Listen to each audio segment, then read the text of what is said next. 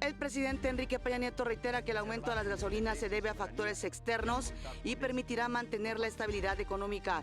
Cuando un país pierde su estabilidad económica, las familias, sobre todo las de menores ingresos, acaban siendo profundamente afectadas. Y también asegura que México buscará fortalecer la relación con Estados Unidos. Sabrá defender y asegurar el respeto y el reconocimiento internacional que se ha ganado en el mundo. Siguen los actos de violencia y vandalismo por el alza de las gasolinas. Ya son más de 600 los comercios afectados. Los empresarios piden un alto a la violencia. Pese a las amenazas de Trump, Toyota y Honda seguirán produciendo en México. Trump insiste en que nuestro país pagará por el muro. Rusia sí estuvo detrás de los ciberataques durante las elecciones en Estados Unidos. Ataque con coche bomba en Turquía deja al menos 2 muertos. Miles de personas disfrutan en el Zócalo su pedacito de la mega rosca. Facebook ya puede operar como banco electrónico. Esta noche Veracruz y Querétaro.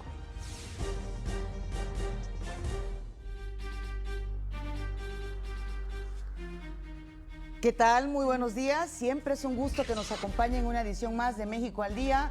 Hoy es viernes 6 de enero. Muchos reyes llegaron por fortuna a los hogares de este país y por supuesto del mundo católico. En este momento la temperatura en la Ciudad de México 11 grados centígrados. Desde aquí, como siempre, un saludo muy pero muy afectuoso también a quienes nos están viendo en el interior de la República Mexicana. Saludo con gusto como cada mañana a Omar Cepeda. Omar. Así es, Pati, yo creo que el día de hoy justamente es cuando más niños nos están sintonizando, es cuando más madrugan los pequeños en busca justamente de los regalos. Les deseamos que hayan recibido muchos, que estén muy felices, que ya estén jugando, que ya estén disfrutando de este día tan anhelado cada año. Es un gusto saludarlos, es un gusto informarlos. También saludo con mucho gusto a Miguel González, quien se encuentra en la lengua de señas y nos permite comunicarnos con ustedes. Acompáñenos durante esta hora. Este es su informativo, le tenemos la noticia al día. Así es, ayer el presidente Enrique Peña Nieto, desde la tarde, en Los Pinos, tuvo una reunión con su gabinete legal y ampliado. Ahí, como usted ve, pues estuvieron todos. Fue un encuentro privado y duró cerca de 5 horas. Se revisaron, por ejemplo, las metas y las acciones para este 2017 y también se vieron los logros alcanzados durante el 2016. De igual forma, se estudió lo relativo a lo que se está viendo con el asunto del aumento en los precios de las gasolinas. Fue una reunión, como le digo, de 5 horas en las que se abordaron los principales retos para este año. Y después de esta primera gran reunión del Gabinete Legal y Ampliado de este 2017, cerca de las 10 de la noche, 5 minutos antes de las 10 de la noche, el presidente Enrique Peña Nieto dio un mensaje. Habló sobre el alza en el precio de las gasolinas. Aseguró que este no se debe a factores internos. ¿Por qué subió entonces el precio de la gasolina? Porque en el último año, en todo el mundo, el precio del petróleo aumentó cerca de 60%. Esto, a su vez, ha aumentado el precio internacional de la gasolina, lo que nos afecta directamente, ya que desde hace años México importa más de la mitad de los combustibles que consumimos. En pocas palabras, se trata de un aumento que viene del exterior. Aseguró que por este aumento el gobierno no recibirá más impuestos y habló de los riesgos que implicaba mantener un precio artificial en los combustibles, como reducir los programas sociales, aumentar impuestos y la deuda, así como afectar la estabilidad económica del país. Mantener un precio artificial de la gasolina en 2017, como el que teníamos en diciembre, habría significado un gasto adicional de más de 200,000 millones de pesos. Este monto equivale a paralizar por 4 meses todos los servicios del Seguro Social, desde consultas con el médico familiar hasta cirugías, guarderías y servicios de emergencia.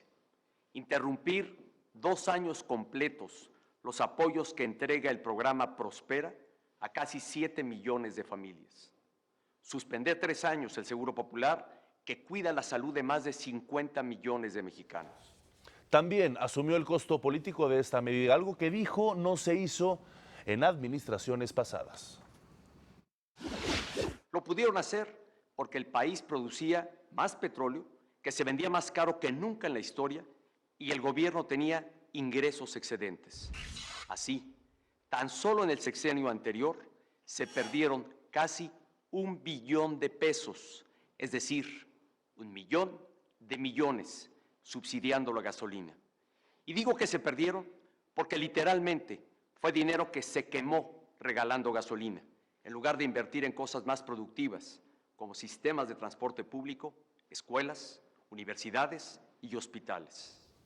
También el presidente dijo que esta fue una decisión difícil, pero que parte de su trabajo es tomar este tipo de determinaciones en el presente para evitar afectaciones mayores en el futuro. Si no cuidáramos la estabilidad de nuestra economía, ¿qué pasaría? Habría jefas y jefes de familia que perderían su trabajo. Jóvenes que hoy se están graduando no encontrarían un empleo. Las parejas que acaban de comprar una casa a crédito verían muy difícil completar sus pagos. Y las amas de casa verían que su gasto ya no les alcanza, pues subirían todos los precios. Eso es lo que pasa cuando un país pierde su estabilidad económica. Las familias, sobre todo las de menores ingresos, acaban siendo profundamente afectadas. Y para evitarlo es que hoy el gobierno está tomando decisiones difíciles. También dijo que las dependencias federales se mantendrán vigilantes para evitar abusos y que trabajará con diferentes sectores empresariales para apoyarlos. También habló sobre otro de los retos para este 2017, encarar una nueva relación con los Estados Unidos, ya con Donald Trump al frente de ese país. Refrendaremos los sentimientos de amistad del pueblo de México con el pueblo norteamericano y trabajaremos con toda decisión para mantener y fortalecer las relaciones económicas, culturales y familiares entre los dos países. México sabrá defender y asegurar el respeto y el reconocimiento internacional que se ha ganado en el mundo. Por su parte, el secretario de Educación Pública, Aurelio Nuño, aseguró que el aumento en los combustibles es una decisión prudente que va a beneficiar los recursos destinados a la educación, a la salud y también a la infraestructura de este país. De no haberse liberalizado el precio de la gasolina, es decir, si hubiera dejado de subsidiar artificialmente este precio, hubiéramos tenido que haber hecho recortes adicionales al presupuesto. Eso hubiera implicado hacer recortes adicionales a la educación, a la salud, a la infraestructura. El secretario de Educación Pública dijo que en este 2017 se va a concretar el nuevo modelo educativo, el cual, dice, es un proyecto a largo plazo. El modelo educativo es un modelo que vaya cambiando la educación en la próxima década y como se dice explícitamente, pues no todo va a pasar de un día para otro, pero precisamente por eso es importante tener un modelo que se convierta en una guía de política pública que se derivó de la reforma y me parece que en ese sentido, claro que es ambicioso, pero creo que en una ruta de un panorama de varios años es perfectamente alcanzable. Y bueno, continúan los actos de vandalismo y violencia con los pretextos del alza en los precios del combustible. Lo que comenzó como una manifestación pacífica en contra del alza en los precios de la gasolina y el diésel se convirtió al pasar de los días en hechos de violencia. Actos vandálicos y de rapiña se han registrado en diferentes puntos del país. El primer brote se dio en un Chedraui, en el Estado de México, donde decenas de personas saquearon las tiendas. Se llevaron de todo, desde televisiones hasta botellas de vino. Están saliendo.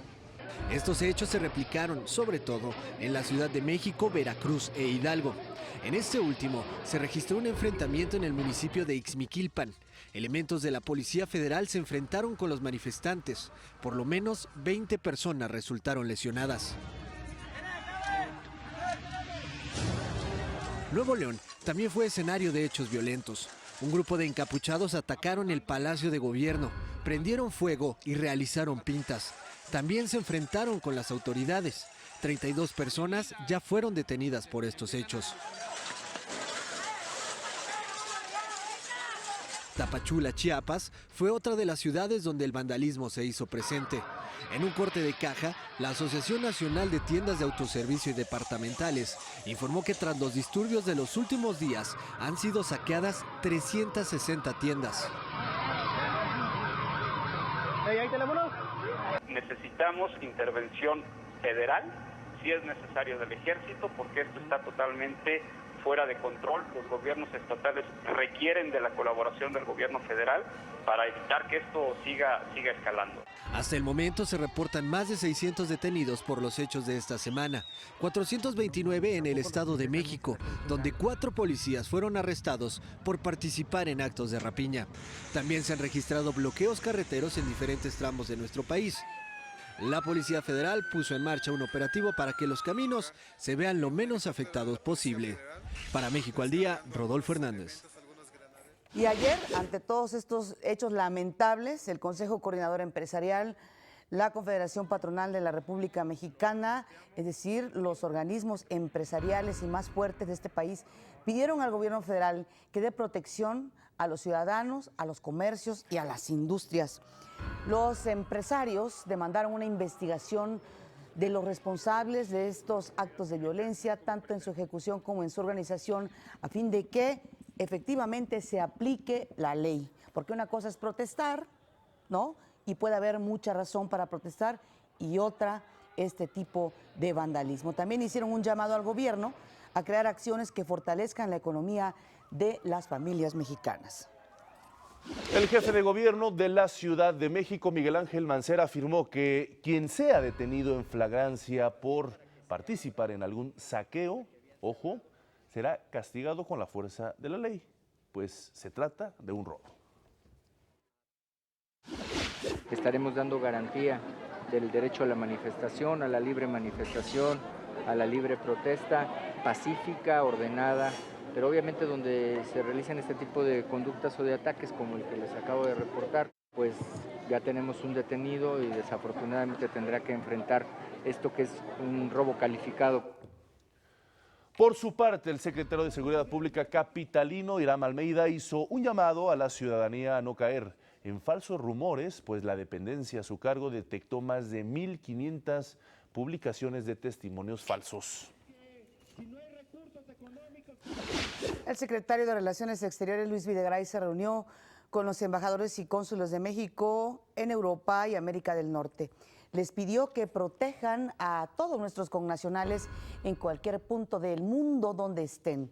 Esta petición la hizo con énfasis en el embajador de México en los Estados Unidos, Carlos Sada, así como en los más de 50 cónsules que México tiene en ciudades de los Estados Unidos. ¿Ante qué? Pues ante la crispación que existe en los Estados Unidos, ante la llegada de Donald Trump y ante ya las acciones que hemos estado viendo y que hemos estado reportando. Entonces, los connacionales necesitan sentir ese apoyo por parte de las autoridades de su país.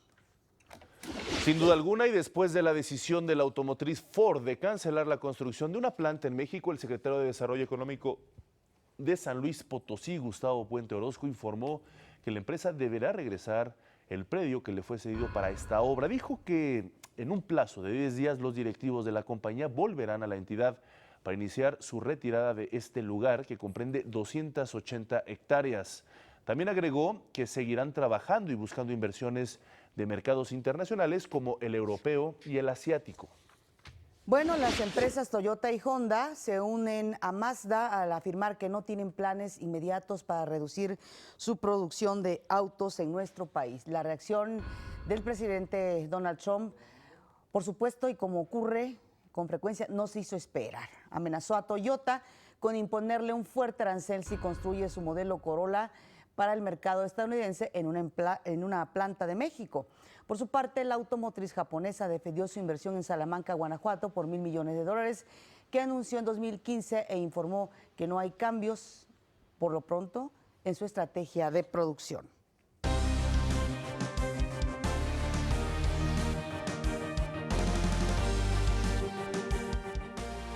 De acuerdo con la cadena CNN, el presidente electo de los Estados Unidos, Donald Trump, ya no exigirá que el muro que planea construir en la frontera con nuestro país sea pagado con recursos mexicanos. Legisladores republicanos aseguraron a este medio de comunicación que Trump pedirá al Congreso costear el muro con fondos presupuestales de su país. En respuesta, hace unos minutos, Donald Trump escribió en Twitter, como ya es su costumbre mandar estos mensajes, y dice: lo que no dicen los medios deshonestos de comunicación, por supuesto a ellos se refiere, es que cualquier dinero que se gaste en el muro será pagado por México después.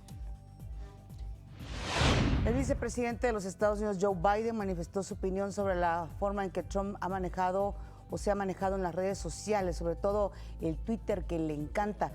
Esto fue lo que dijo un hombre como Biden, republicano, pero además un hombre serio. Madura, Donald, madura. Ha llegado el momento de ser un adulto. Eres el presidente. Tienes que hacer algo. Muéstranos lo que tienes. ¿Vas a proponer una legislación? Vamos a debatirlo. Deja que el público decida. Que voten en el Congreso. Veamos qué pasa. Madura Trump, así le decía Joe Biden. El director nacional de inteligencia de los Estados Unidos, James Clapper, aseguró que Rusia sí estuvo detrás de los ciberataques perpetrados durante las elecciones presidenciales del pasado 8 de noviembre. Sin embargo, dijo, no se puede medir el impacto que estos ataques tuvieron sobre el electorado. Esta fue una campaña multifacética, por lo tanto, la piratería era solo una parte de ella, y también implicaba propaganda clásica, desinformación, noticias falsas.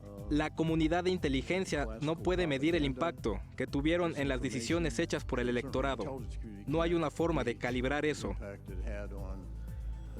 Hoy se espera que Clapper, además de los directores del FBI y de la CIA, se reúnan con el presidente electo Donald Trump. De acuerdo con diferentes medios de comunicación, el ex senador por Indiana, Dan Coats, sería el próximo director nacional de inteligencia de los Estados Unidos. Se espera que en los próximos días se haga oficial. Coats fue por 16 años senador de Indiana y fue embajador de Estados Unidos en Alemania. Mientras tanto, la violencia racial sigue expresándose en los Estados Unidos. Ahora fue al revés, es decir, un grupo de afroamericanos golpeó a un hombre de raza blanca. Mientras lo torturaban, gritaban consignas en contra de Donald Trump y de las personas de raza blanca. Todo fue transmitido vía Facebook. Aquí las imágenes.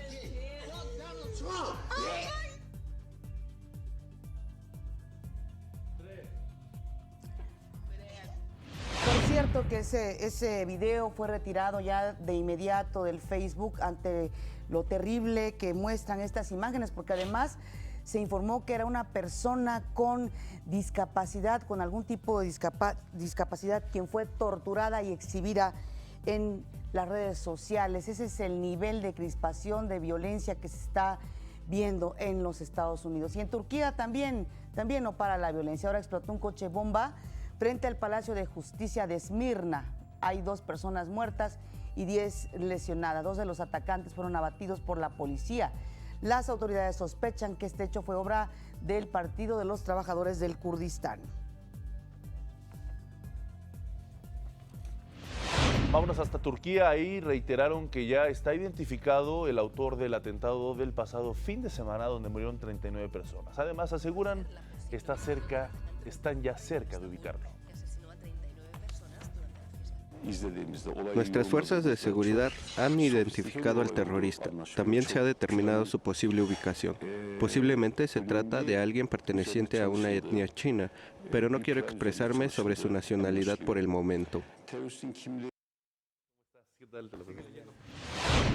Y en Perú también hubo enfrentamientos ahí entre la policía y personas que se oponen a un aumento en el pago de peajes. Esto ocurrió en una de las principales carreteras de Lima, la capital. Las cosas se tornaron francamente violentas. 5 personas resultaron heridas.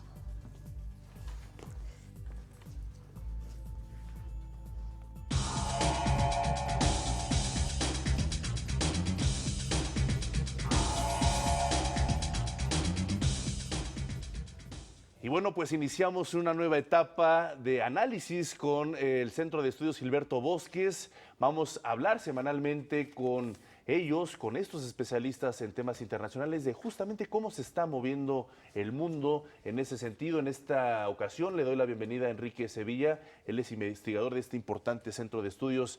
Gracias por estar con nosotros, feliz 2017 a ti, por supuesto, a todo el equipo que conforma el Centro de Estudios Gilberto Bosques. Bienvenido.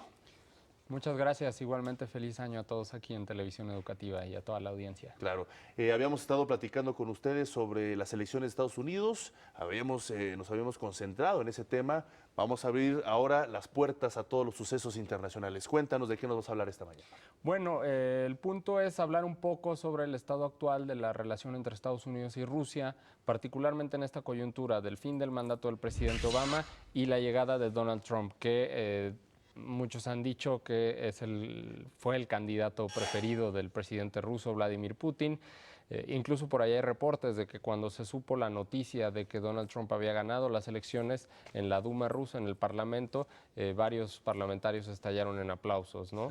Y bueno, ahora con esta noticia que comentaban hace algunos instantes sobre la audiencia ante el Comité de Fuerzas Armadas del Senado de Estados Unidos, en la cual el director de Inteligencia Nacional reiteró que hubo una operación multidimensional de interferencia por parte de Rusia en las elecciones de Estados Unidos. Ahora, es importante decir que tanto los senadores estadounidenses como los que participaron en la comparecencia, que fueron 3 funcionarios, fueron explícitos al decir no hubo interferencia, no se hackeó el conteo de votos, no alteraron el conteo de votos, simplemente robaron información, la divulgaron, estuvieron activos con actividades de propaganda, etcétera, ¿no? Entonces es muy importante distinguir eso de hackear un sistema electoral a simplemente estar interviniendo en el desarrollo de la campaña, ¿no? Y como también se mencionó, es muy complicado evaluar hasta qué punto esta supuesta interferencia tuvo injerencia en los votantes de Estados Unidos, ¿no? Sin embargo, sí estamos hablando de un momento de mucha tensión en la relación de Estados Unidos con Rusia. Quizás estaríamos hablando del momento más tenso desde el fin de la Guerra Fría. Sabemos que la relación de Estados Unidos con Rusia desde que Putin asume el poder en 2000 no ha sido del todo amistosa. En estos últimos años, tanto por la crisis en Ucrania como por la guerra civil en Siria y ahora con esta situación, sí ha llegado a niveles de tensión inusitados desde hace más de 25 años. La gran pregunta que todos nos hacemos es ¿por qué esa relación tan estrecha entre Donald Trump y Vladimir Putin, ¿no? Cuando ya Obama se va? Y tú acabas de mencionar una palabra clave. Si bien no hubo interferencia en el conteo o en los resultados electorales, pudo haber incidencia, que eso sería también un asunto grave. En este momento, estas situaciones, ¿hacia dónde podrían encaminar la relación con Estados Unidos? ¿Y qué es lo que estará buscando Trump con Putin? Bueno, Trump a lo largo de su campaña, y fue muy criticado en los debates, incluso se le echó en cara, recordamos aquella acusación de Hillary Clinton en el segundo debate, me parece que le decía que era un títere de Putin, porque Donald Trump en repetidas ocasiones alabó sus cualidades de líder, dijo que era un gran líder, se refirió a la popularidad de Putin en Rusia, lo cual de hecho es un hecho. En noviembre del año pasado, la más reciente medición, la aprobación de Putin por parte de la población rusa era por ahí del 86%, algo que pues, en Occidente es apenas un sueño, ¿no? Todavía no es muy claro lo que puede hacer Donald Trump, porque si bien ha mostrado su intención, ha sugerido incluso que podría retirar algunas de las sanciones que se le han implementado por el caso ucraniano, incluso algunos analistas dicen que Trump podría estar dispuesto a reconocer a Crimea como parte integral del territorio ruso. En el Congreso la va a tener complicada. Como ya vimos el día de ayer en esta audiencia, en el Congreso sí hay mucha preocupación por la relación con Rusia. Y no solo en el Congreso en general, sino específicamente en el Partido Republicano. Me viene a la mente, en la campaña de 2012, el candidato republicano en aquel entonces, Mitt Romney, en un debate con Obama, le dijo, la amenaza más grande para Estados Unidos es Rusia. Los medios, incluso el propio Obama en ese momento lo tomaron de a loco, le dijeron que pues, la Guerra Fría había terminado desde hace mucho y que Rusia pues sí, había complicaciones, pero definitivamente no era una amenaza.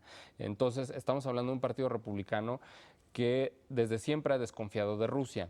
Entonces, por más que Donald Trump quiera replantear la relación, que creo que lo va a hacer hasta cierto punto porque sabemos que la diplomacia la conduce el Ejecutivo, sí va a tener que estar constantemente explicando al Congreso y va a enfrentar mucha resistencia del Congreso para hacer acciones que puedan ser consideradas amistosas hacia Rusia. Pero desde el punto de vista de ustedes como analistas, ¿estas son decisiones arbitrarias de Donald Trump o tienen una estrategia en el fondo o simplemente parte de la estupidez? Porque hay que decirlo con esas palabras, no hay otra. Es complicado, como fue en el transcurso de la campaña, descifrar las intenciones y las motivaciones de Donald Trump resulta muy complicado. Por la admiración que le ha profesado a Vladimir Putin, bueno, eso es hasta cierto punto comprensible porque vemos que el estilo de Donald Trump pues es también uno de mostrarse fuerte, mostrarse agresivo, apela a esta agresividad como un punto fundamental de sus tácticas de negociación con todo el resto de los países, y yo creo que lo que ve en Vladimir Putin es alguien que después de una Rusia que fue claramente un estado muy débil durante la década de los 90, después de la caída de la Unión Soviética, en los ya 15 años en los que Putin ha sido el centro político de Rusia, definitivamente Rusia ha adquirido nuevamente un papel central en los asuntos internacionales. Eso por un lado, y bueno, hay quienes dicen que Trump tiene intereses de negocios en Rusia. Recordamos aquel escándalo de su entonces director de campaña, Paul Manafort, que al parecer había recibido dinero del expresidente ucraniano Víctor Yanukovych, un aliado muy cercano del presidente ruso. Todo eso no está muy claro en realidad, son simples acusaciones, entonces es complicado saber cuáles son las motivaciones de Donald Trump para buscar un acercamiento con Rusia.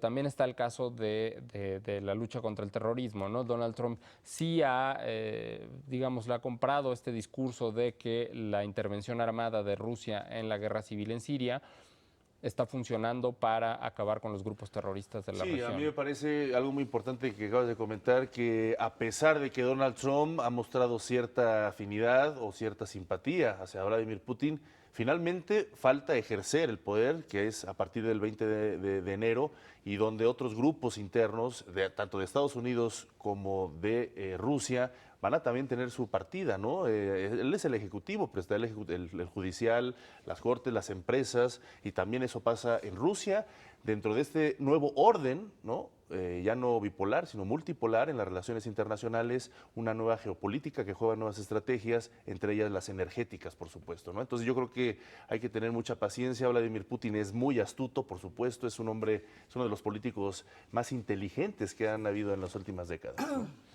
Desde luego, es un estadista en toda regla y ha sido muy hábil para manejar particularmente estas dos crisis en Ucrania y en Siria, en las que de una Ucrania que parecía que podría incorporarse a la OTAN, que parecía que podría incorporarse a la Unión Europea, eso ya ahorita está casi fuera de toda discusión. Los intereses de Rusia han sido protegidos en Ucrania y ahora en Siria es el que lleva mano. Enrique, pues estaremos muy al pendiente de los análisis que hacen ustedes, muy, muy interesantes sobre lo que estamos viviendo en todo el mundo. Y sí, Donald Trump es una incógnita, creo, hasta para los psiquiatras. Muchas gracias por estar aquí. Gracias y muchas gracias a usted por acompañarnos en esta primera media hora. Vamos ahora a nuestro resumen.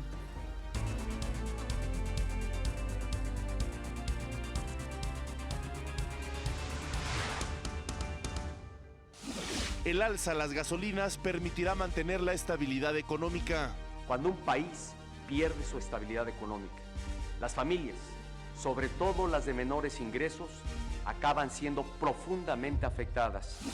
2017 será el año de la consolidación del nuevo modelo educativo. Tener un modelo que se convierta en una guía de política pública.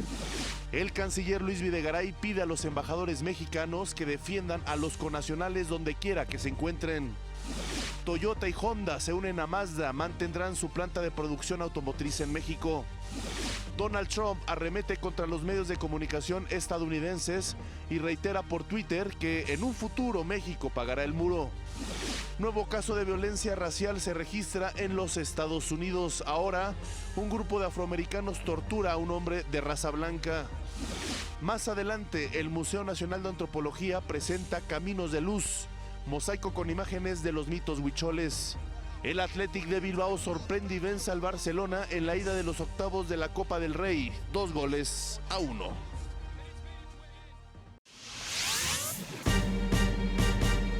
Y bueno, en información que está dando a conocer en último minuto, otro motín en cárceles de Brasil. En estos momentos, 33 muertos están registrando medios de comunicación. Hay que recordar que la semana pasada se registraron otros motines en este sistema penitenciario en Brasil. Primero fue en Río, luego en otra provincia, y hoy se está dando a conocer que 33 personas han sido matadas en una prisión de Brasil. Le mantendremos informados de estos sucesos. ¿Qué está pasando en el sistema penitenciario de Brasil? Vámonos a otros temas. De regreso a México. El secretario de Educación Pública, Aurelio Nuño, se reunió con representantes de los medios de comunicación para partir la tradicional Rosca de Reyes. Por segundo año consecutivo, le tocó el muñeco y se comprometió a realizar otra reunión para el Día de la Candelaria. Agradeció el apoyo de los medios de comunicación e indicó que este 2017 será clave para la transformación y la implementación del modelo educativo. Fue un año muy intenso. Este año va a ser todavía más intenso. Vamos a tener todavía más actividades, tanto en temas novedosos sobre las políticas públicas que nos faltan por presentar de la reforma educativa, que todas se presentarán este año. Bueno, Arely Gómez, secretaria de la Función Pública, dijo que es fundamental consolidar el Sistema Nacional Anticorrupción y reiteró que su compromiso es claro. Fortalecer desde la Administración Pública Federal y a través del Sistema Nacional Anticorrupción la confianza de la sociedad mexicana en sus instituciones gubernamentales mediante un combate frontal contra la corrupción. Reiteró que trabajará en específico desde 3 perspectivas. Primero, la estructura y operación de la Administración Pública Federal. Segundo, la relación entre la sociedad y la operación de las dependencias de gobierno.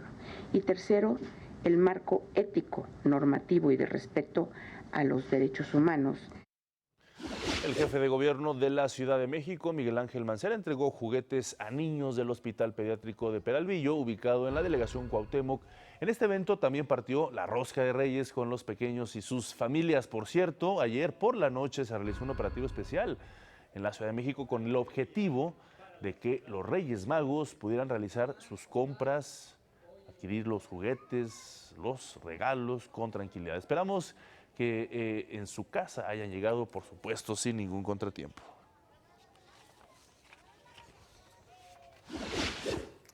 Pues sí, la verdad que mucha gente desde ayer comenzó a partir roscas, bueno, desde antier prácticamente a partir roscas y a esperar con mucho gusto la llegada de los Reyes Magos a este país. Bueno, en otras notas, aumentó a 39 desafortunadamente el número de muertos por la explosión del 20 de diciembre en el mercado de San Pablito en Tultepec, en el Estado de México. Murió Julia Calzada, de 67 años de edad.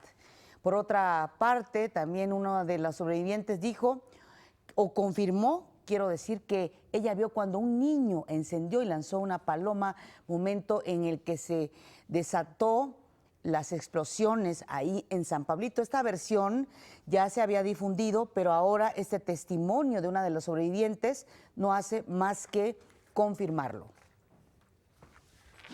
Es momento de ir a las breves del país.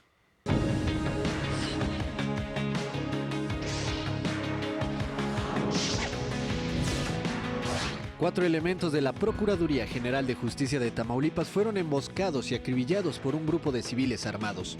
Durante el ataque resultó lesionada una oficial ministerial adscrita a la delegación regional. El gobierno del estado lamentó los hechos y reiteró su compromiso de investigar y aplicar toda la fuerza de la ley a quien atente contra el orden, la paz y el Estado de Derecho en esa entidad. También en Tamaulipas murió el coordinador de la Policía Federal en el estado, Sergio Licona Gómez, esto en un accidente carretero. Junto con Licona Gómez viajaba el delegado del CISEN en Tamaulipas, Marco González, y 2 elementos federales más, quienes también fallecieron. El presidente Enrique Peña Nieto extendió sus condolencias a través de Twitter. El secretario de Educación Pública, Aurelio Nuño Mayer, aseguró que están dadas las condiciones para que el próximo lunes todas las escuelas del país regresen a clases. Aseguró que los centros escolares están funcionando perfectamente. Ya por finalizar el periodo navideño, la Comisión Nacional Forestal anunció que pondrá en marcha 160 centros de acopio de árboles de Navidad. Ahí se transformarán dichos árboles en composta para abono de nuevas plantaciones. Ayer miles de personas pudieron degustar de la mega rosca en el Zócalo. Como ya es una tradición, se partió la mega rosca en el Zócalo de la Ciudad de México y el encargado de realizar el primer corte fue el jefe de gobierno capitalino Miguel Ángel Mancera. Se trató de un momento para compartir con la familia y celebrar la víspera de la llegada de los Reyes Magos. El chiste es participar con la ciudadanía, darles la oportunidad de convivir en familia, de que tengan la oportunidad de traer a sus hijos, de que estén contentos y pues la unión, creo que eso es lo más importante. La rosca ha sido tratada con muchísimo cuidado, estuvo tapada con un plástico hasta el momento de cortarla y de empezarla a entregar. Ha habido un ambiente de cordialidad y creo que eso es bueno, o sea, finalmente son cosas que divierten a la gente y a la ciudadanía. Este año, la rosca tuvo una longitud de 1,440 metros, 90 centímetros de ancho. Pesó más de 9,000 kilos, que fueron repartidos en 250,000 porciones acompañadas de leche. La rosca le dio la vuelta a la plancha del Zócalo. Está muy rica, sí. Me parece formidable, para las personas que somos desempleados y discapacitados, excelente, la verdad. Me parece bien, yo vengo de Tabasco. Sí, vine a la rosca, a la mega rosca. ¿Cómo ves? Está padre, está enorme. No, pues es muy bueno para mucha gente que también no tiene recursos, pues pueda probar la rosca el día de hoy, ¿no? Recuerdo hace tiempo también, así me llegó a pasar y ahora pues, vengo aquí a comer, que da gratis. Está bueno. Evidentemente, los pequeños de la casa también se dieron cita para degustar un poco de este tradicional pan. Algunos de ellos aprovecharon para enviar sus cartas en globos blancos que fueron repartidos por los organizadores del evento. Otros, como la pequeña Brenda, esperaron hasta llegar a casa. Unos patines de línea, un Furreal Friends pompón y por último les pedí un arco. En globo lo voy a mandar en la noche, ya tengo mi globo. La higiene fue un elemento que no podía quedar fuera de este convivio. Este es el tamaño, aquí le estamos, este es el tamaño, esta es la rosca y la estamos partiendo aquí. Si están viendo con guantes, cofia y eso, todo con higiene. Sin lugar a dudas, esta fue una excelente oportunidad para pasar un momento alegre en compañía de los seres queridos y, ¿por qué no?, para irse con el estómago lleno. Con información de Rodrigo Muñoz, México al Día. Y bueno, hoy también es viernes de En Corto. En punto de las 8:30 de la noche, no se pierdan la entrevista con el gran arquitecto Eduardo Terrazas. Aquí un adelanto.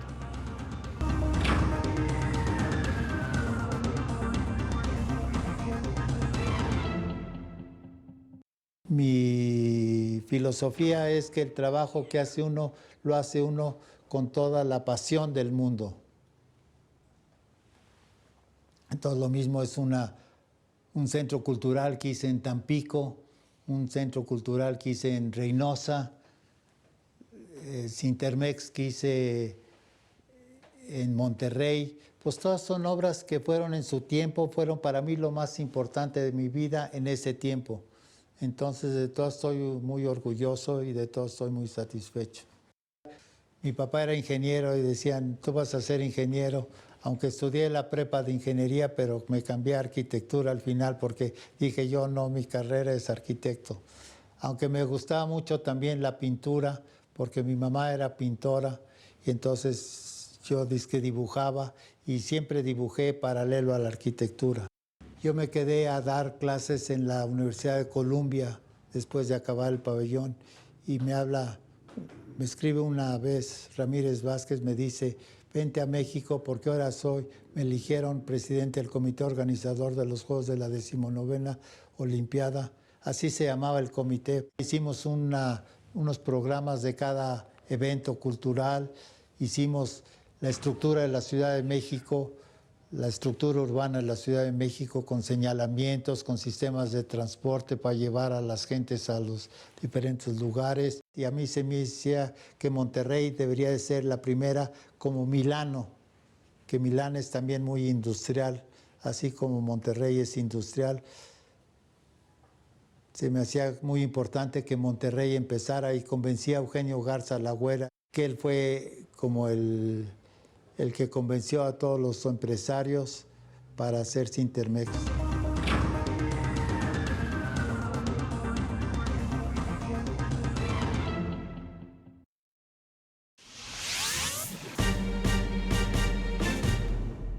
Cada 6 de enero, además de que llegan los Reyes, también se conmemora el Día de la Enfermera, del enfermero, personas de verdad con un gran compromiso con los seres humanos. Si Rosa María pudiera definir en 3 palabras lo que representa ser enfermera, serían vocación, humanidad y servicio. Es un arte, es una ciencia, pero también es un acto humano. Se considera que esta disciplina es meramente social. Comienza desde el contacto primero del paciente, que estamos las 24 horas con él. Una mujer que está en un lecho para atender a ese de parto, una mujer que viene a recuperación de aspecto ginecológico, un niño, un adulto mayor, un paciente discapacitado. Todo el tiempo estamos acompañándolos. Ella es enfermera desde hace 30 años en la Clínica 3 de Ginecología del IMSS. Afirma que esta profesión le ha dado múltiples satisfacciones, pero también algunos tragos amargos. Ella es enfermera desde hace 30 años en la Clínica 3 de Ginecología del IMSS. Afirma que esta profesión le ha dado múltiples satisfacciones, pero también algunos tragos amargos. La más dolorosa, desde estar en terapia intensiva y ver cómo una madre puede perder a un hijo. Esa es una de las experiencias más dolorosas que podemos tener, porque no sabemos en ese momento que a una madre se le está partiendo el corazón, pero también a nosotros. No somos, pues que no tenemos una coraza. También nosotros sentimos con ellos. Rosa María recuerda el trabajo humanitario que realizó en sus apenas prácticas en el sismo de 1985. No solamente el hecho de que buscar a la mamá, buscar al hijo, atender a los pacientes heridos, las manos eran insuficientes. El dolor de la gente nos parte el corazón, pero tenemos que salir adelante. Así como ella, México cuenta con más de 300,000 enfermeras en todo el sistema de salud, que día a día, a pesar de los esfuerzos y sacrificios, no cambiarían su profesión por nada. Por el solo hecho de ayudar a un semejante, no lo cambiaría. La razón de ser de enfermería es el ser humano, la razón de ser es vocación. Nada cambia a lo que es una enfermera. Esta profesión se instituyó en 1907 únicamente como práctica asistencial. En la actualidad existe la licenciatura y especialidad y ya no es exclusiva del sexo femenino. El 6 de enero de 1931, el entonces director del Hospital Juárez de México, el doctor José Castro Villagrana, instituyó el Día de la Enfermera, a quienes calificó como un regalo de reyes para los pacientes. Pero en el siglo XXI también se festeja a las enfermeras y enfermeros del país. Para México al Día, Jacqueline López Zárate.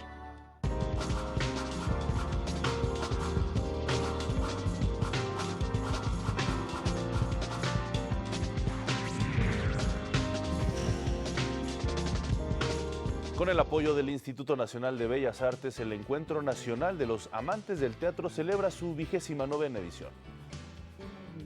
Cada año el encuentro teatral reúne a compañías universitarias, semiprofesionales e independientes, provenientes en su mayoría de la capital mexicana.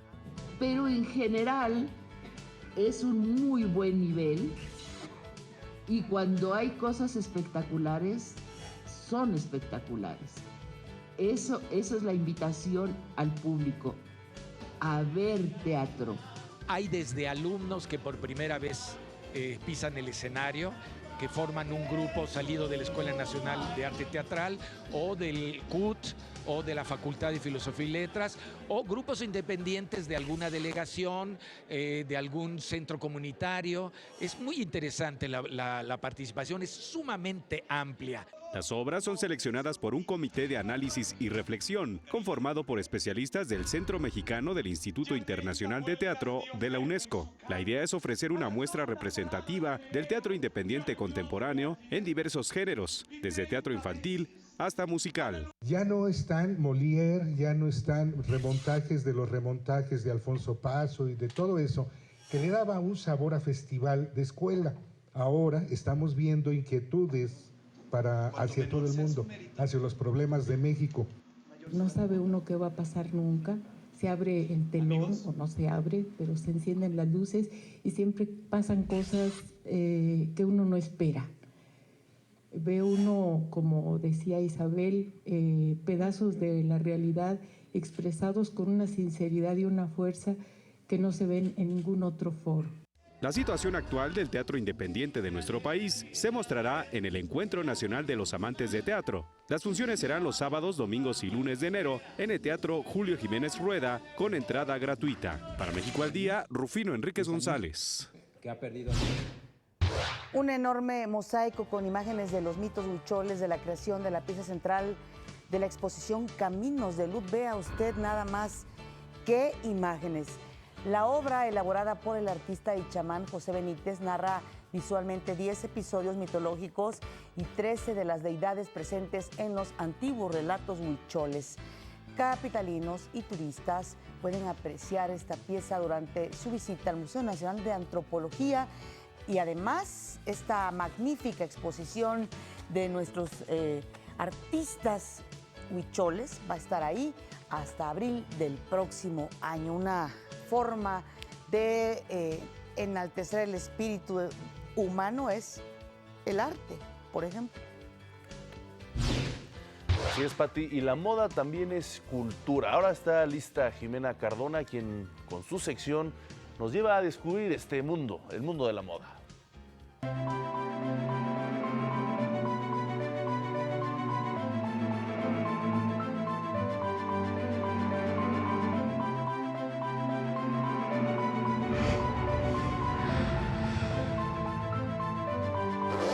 Buenos días, bienvenidos al Día con la Moda.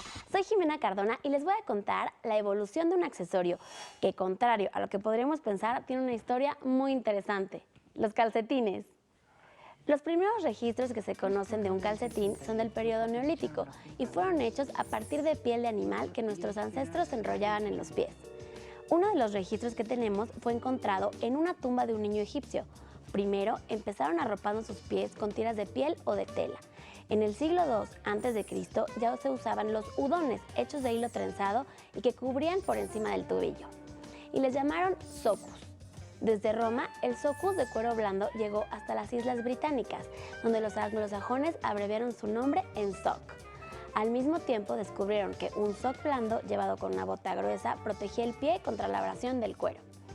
En el siglo XII, este tipo de medias se convirtió en parte del atuendo indispensable para la aristocracia y a veces llegaban hasta la rodilla. El reverendo William Lee de Nottinghamshire, en Inglaterra, inventó en 1589 una máquina para hacer calcetines y comenzaron a hacer calcetería de algodón, lana y seda. La máquina hacía calcetines de colores más fáciles de producir y más baratos, aumentando así su popularidad y acercándolos al público en general. El desarrollo de mejores técnicas de tratamientos de tejidos evolucionó. La parte superior de los calcetines se ajustaba más fácilmente a través de una serie de pequeños lazos ocultos por un bordado alrededor de los tobillos. La decoración del tobillo bordado se conocía como clogs y se puso de moda en el siglo XVII. La moda europea de los siglos XVI y XVII estuvo muy influenciada por España. Enriquecida con el oro del Nuevo Mundo, las telas españolas se adornaban con bellos detalles bordados y se embellecían con joyas. Para los calcetines de caballero se usaba la mejor seda y se adornaba con emblemas de relojes. En el siglo XVIII, los hombres y las mujeres llevaban medias generalmente blancas de seda o lana, y fue al final del siglo XVIII cuando entre hombres empezaron a usar calcetines oscuros en señal de luto, debido a la muerte de Albert, el marido de la reina Victoria. En 1861 hubo un largo periodo de duelo que junto a la Revolución Industrial hizo del negro el color más común en los armarios masculinos. En la década de 1930, William Lee inventó una nueva máquina circular que producía prendas en una sola pieza y ya no necesitaban ser cosidas. La calidad de las telas españolas había jugado un papel muy importante en la historia del calcetín y por eso la reina Isabel I de Inglaterra rechazó tajantemente la primera patente de la máquina de Lee porque no le gustaba el tacto de los calcetines que producía. La reina estaba acostumbrada a los calcetines de fina seda importados de España. Su máquina, se quejaba la reina, hacía calcetines de lana demasiado rústicos para los pies reales. Hoy en día, las técnicas de producción se han perfeccionado hasta un punto inimaginable y los calcetines están diseñados para proveer de máximo confort a su dueño. Son usados tanto por mujeres como por hombres y son un básico fundamental en cualquier armario. Saber combinar unos calcetines con el resto de tu atuendo es un arte que muchos aprovechan para marcar su estilo, creando una identidad muy definida por el buen vestir. Muchas gracias por acompañarme. No olviden seguirme en mis redes sociales y en mi blog que ahora aparece en su pantalla. Yo soy Jimena Cardona y tú y yo nos vemos la próxima semana.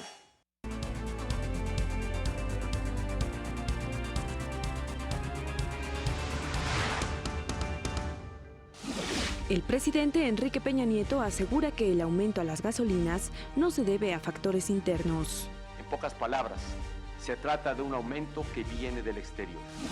Empresarios piden al gobierno que termine con los actos de vandalismo y saqueos vividos en los días más recientes. Luego de cancelar la construcción de una de sus fábricas en México, Ford deberá regresar el predio que San Luis Potosí destinó para el proyecto. Miles de personas acudieron al Zócalo de la Ciudad de México para degustar de la ya tradicional mega rosca de Reyes. Autoridades aseguran que Rusia sí estuvo detrás de los ciberataques durante las elecciones presidenciales de los Estados Unidos. Ataque con coche bomba deja por lo menos 2 muertos en Turquía. Y más adelante, este fin de semana inicia la postemporada de la NFL.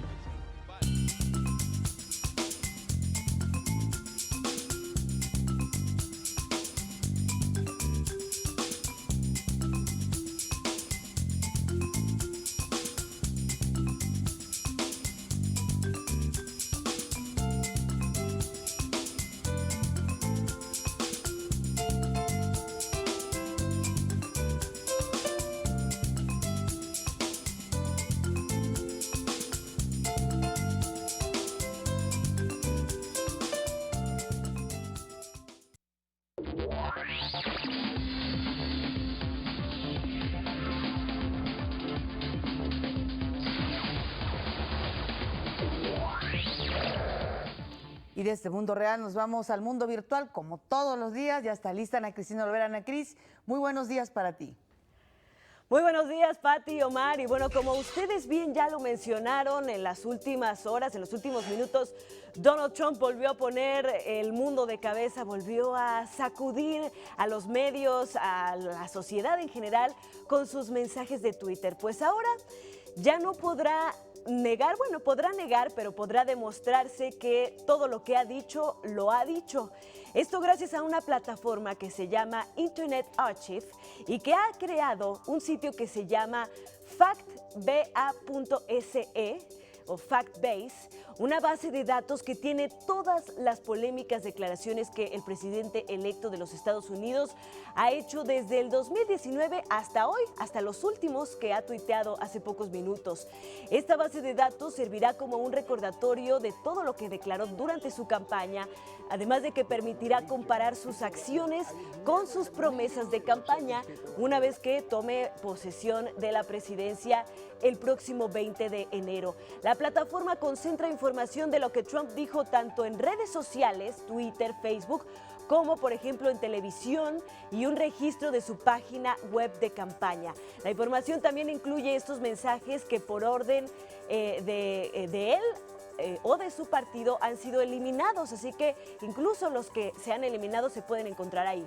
La actualización de la base de datos será una labor periodística de todos los días, como lo hemos estado viviendo en los últimos días, en los últimos minutos. El último referente es la reciente amenaza de sanciones fiscales que Trump ha hecho a diferentes compañías como General Motors. También vimos los de hace unos minutos sobre el muro que ha prometido construir y sobre si el dinero va a provenir del Senado. Y bueno, finalmente los últimos tweets que hablan sobre su acto de campaña.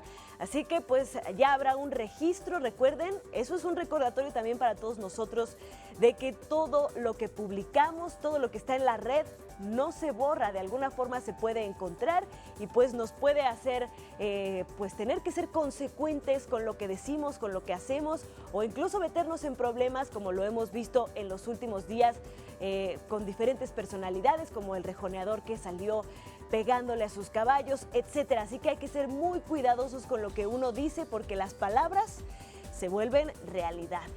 Y bueno, Mark Zuckerberg, el famoso creador de Facebook, parece que ahora no solo pretende llevar un control de tu vida social a través de la red social, sino que también ahora podrá cuidar o administrar nuestro dinero. Y es que se ha dado a conocer que la plataforma ya cuenta con una licencia para operar como un banco electrónico. Zuckerberg no ha confirmado su intención de hacer de Facebook Payments International Limited un banco con las garantías, control y fiscalización de los bancos centrales, pero en Irlanda le dieron luz verde para ofrecer servicios de pagos a través de la red. Y aun cuando no ha manifestado interés en captar recursos y prestar dinero, sí podrá poner en marcha su sistema de pagos a través de Facebook, lo cual implica un cambio en el futuro de las transacciones, donde las redes sociales siguen posicionándose y, por supuesto, desplazando todos los métodos tradicionales y en este caso pues podría desplazar también los métodos tradicionales financieros.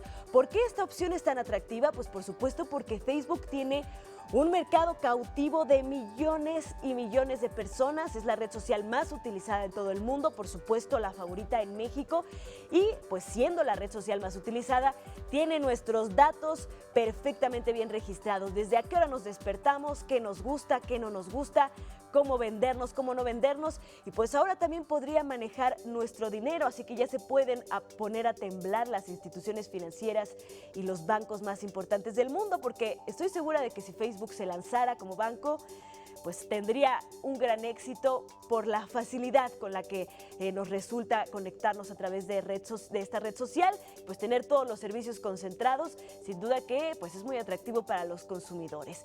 Y vámonos ahora hasta el espacio, porque la Oficina de Ciencia y Política Tecnológica de la Casa Blanca reveló un documento de 26 páginas ayer, desarrollado por el Grupo de Trabajo Interinstitucional, en el que detallan una estrategia para hacer frente a un posible impacto de una roca espacial con la Tierra.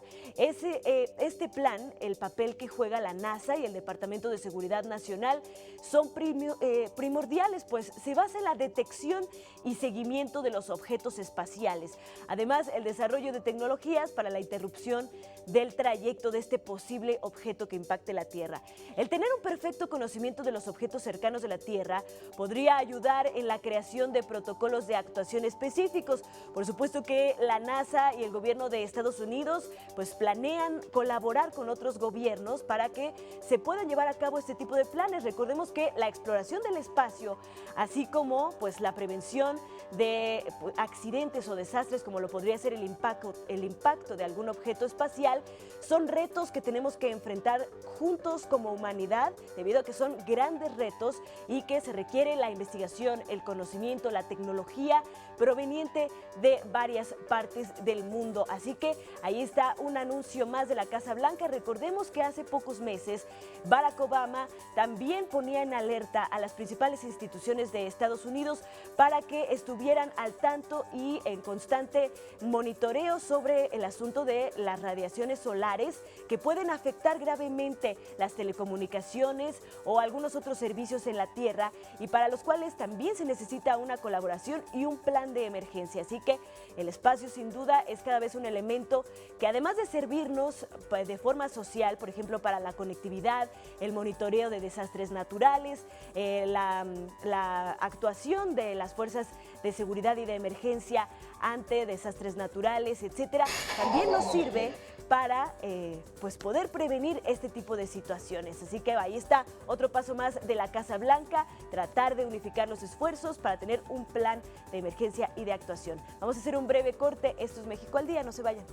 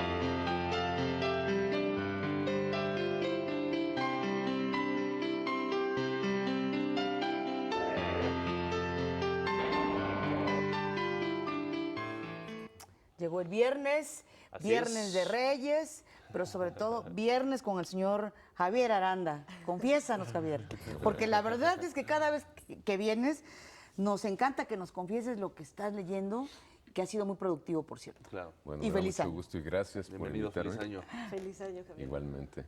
Pues he estado leyendo ahora a John Berger a propósito de su deceso, que fue el 2 de enero. Él es, algunos han dicho que se trata de uno de los grandes escritores importantes del siglo XX, el último que ha muerto. Y parece exagerado, pero cuando uno se pone a revisar la bibliografía de este personaje, porque ya también es un personaje, encuentra muchos elementos para reafirmar que en efecto era un gran pensador, un gran artista, un gran crítico que renovó desde, yo creo que en el 70, 72, seguramente tú lo sabes muy bien, Ana Cristina, el concepto de la manera en cómo nos acercamos a las obras de arte. Este libro que se llama Modos de Ver precisamente nos habla de eso. Dice que el primer contacto que tenemos con el mundo es precisamente a través de la vista. Y la vista es su impacto tan fuerte que puede trascender o puede ser más importante que las palabras. Las palabras fijan, pero limitan.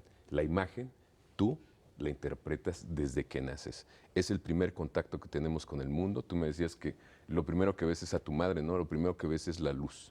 Empiezas a ver sombras, luces y distingues precisamente que ese mundo forma parte de ti al principio y después aprendes a irte desprendiendo de él. Este ensayo es francamente, me asombra mucho porque comparte mucho la estructura de otro libro que es Las lágrimas de Eros de Bataille, en donde son dos ensayos, un ensayo contado por imágenes o una reflexión a partir de las imágenes y el otro es a partir de la escritura. A medida que empezamos a leer el libro vemos texto y cada vez hay más imágenes.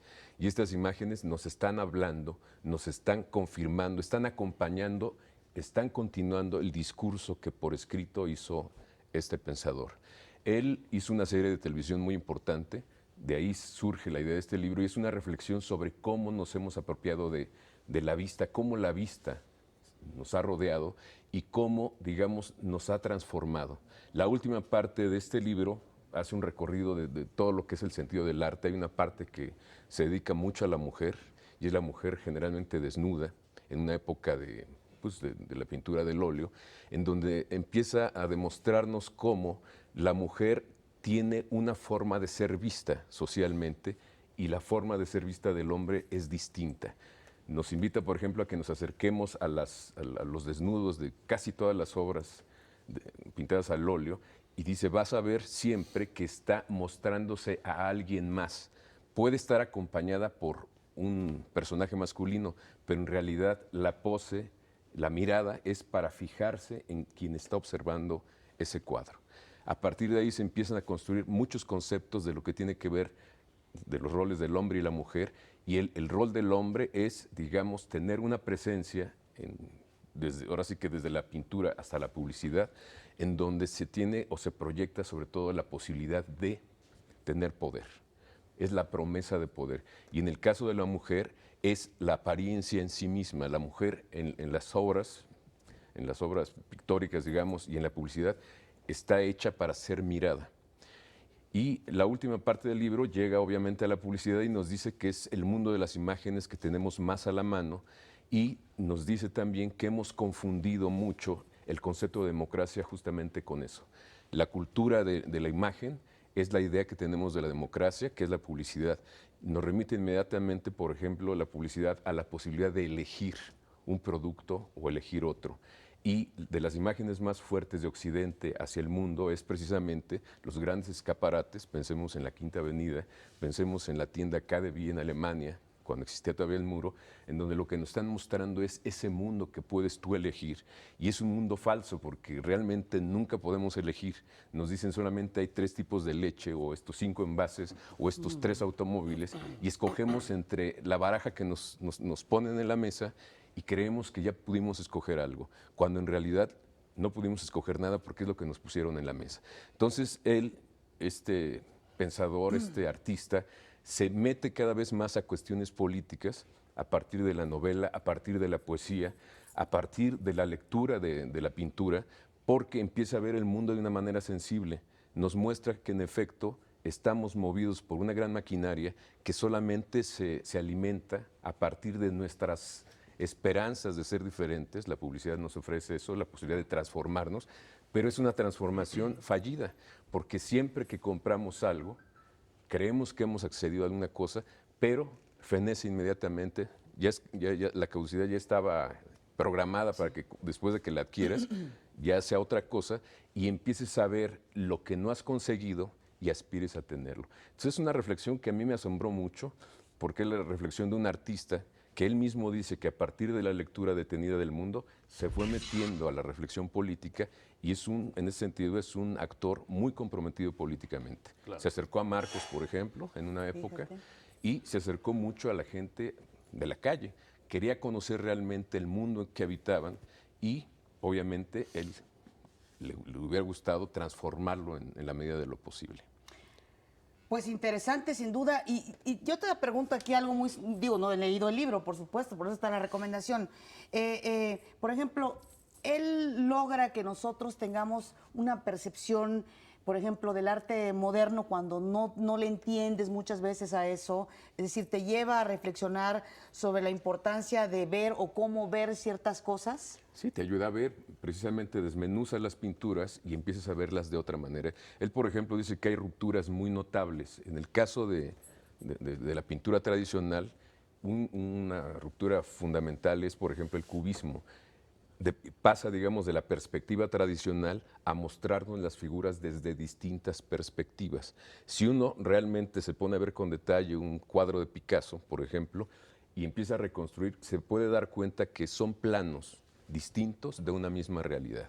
Otros pintores que también nos ayuda a ver Verger es, por ejemplo, los impresionistas, en donde el objeto empieza a no ser tan importante porque se diluye por los efectos de la luz. Entonces sí te da muchos elementos para entender, digamos, las nuevas propuestas pictóricas o artísticas. Y es que es precisamente lo que hace, por ejemplo, pues la forma en cómo nos representamos nos enseña pues a vernos qué es lo que hacemos, ¿no? Por eso es lo que hace, por ejemplo, Foucault con las meninas, y nos enseña dónde está la mirada, y por supuesto en esto, pues dónde están los esquemas de poder. Exactamente. Como tú decías, la mujer es para ser vista, quien te está viendo desde el cuadro, entonces te ayuda a ver los distintos esquemas de realidad y de representación. Y también hay una reflexión interesante sobre la fotografía. La fotografía le da en la torre, digamos, a esta perspectiva artística, porque nos muestra el mundo de muchas maneras distintas, ¿no? Y también decías algo que además es un proverbio chino antiquísimo, ¿no?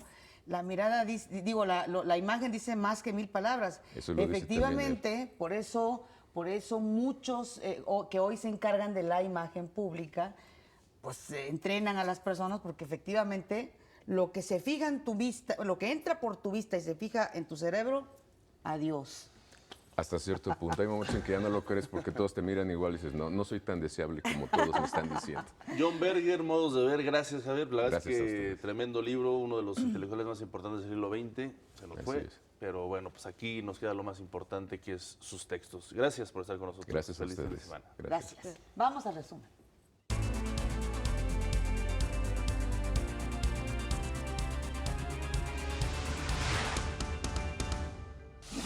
El alza a las gasolinas se debe al aumento del precio exterior del petróleo, que fue de 60%, afirma el presidente Enrique Peña Nieto.